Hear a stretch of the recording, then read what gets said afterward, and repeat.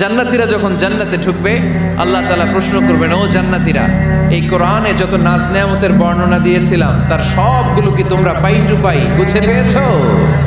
জান্নাতীরা বলবে পেয়েছি। হঠাৎ এক জান্নাতি হাত তুলে বলবে, আল্লাহ একটা জিনিস তো পাই নাই।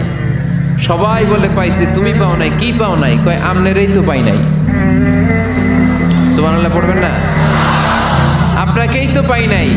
সব দেখলাম, সব খাইলাম, সব দেখলাম, কিন্তু আপনারে তো দেখলাম না। আল্লাহ তাআলা তখন বিশাল জান্নাতের এক কনফারেন্স রুমে সবাইকে বসিয়ে আল্লাহর দিদার মানুষকে দেখাবেন। আল্লাহ তাআলা তার গোপন সৌন্দর্যকে সেদিন জান্নাতীদের সামনে প্রকাশ করে দিবেন। আল্লাহর হাবিব বসবেন ওই কনফারেন্স রুমে সবার সামনে।